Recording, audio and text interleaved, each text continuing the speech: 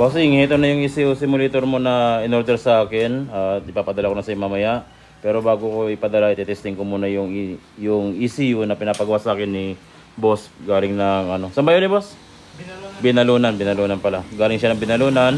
Ang ginawa natin dito, nagpalit tayo ng MOSFET, tapos nagpalit tayo ng capacitor dito. Yung motor ni boss, tumigil yung motor ni boss mga katropa nung pinara siya ng checkpoint, nung pinatay yung makina niya, hindi na umandar. So nagkaroon ng problema sa ECU.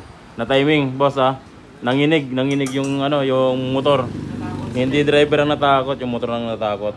So kapag maggagawa ka pala ng ECU tropa, kasi meron ka ng ECU simulator, pag magagawa ka ng ECU at ECU lang ipapadala sa'yo, na kilis yung motor nila, kailangan ipadala mo yung receiver, tapos ipadala mo yung kanyang remote.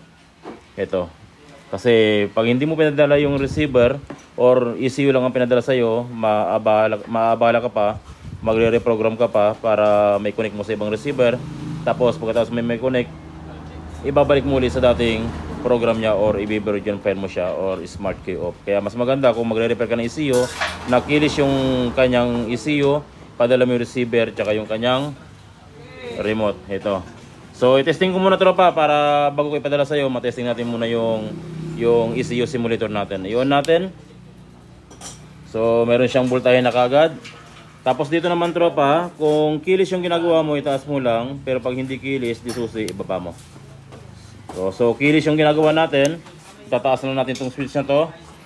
Tapos syempre pag nag-on tayo ng motor, ang unang ginagawa natin ay knob. So parang ito, parang motor din to, knob muna yung pipindutin natin.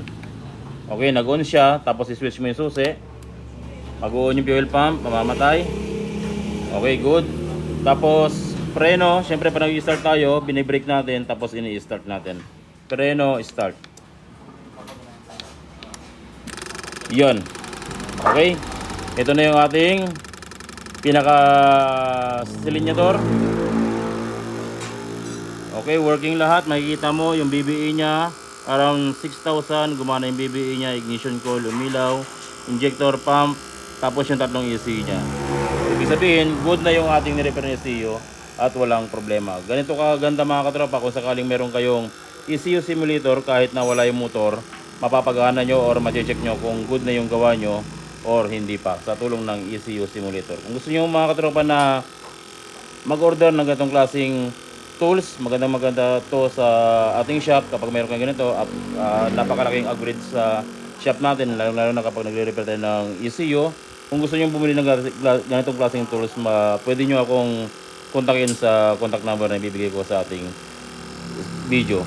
Andiyan yung contact number natin para pwede niyo tanongin regarding sa ating ECU simulator tsaka kung magkano yung presyo niya.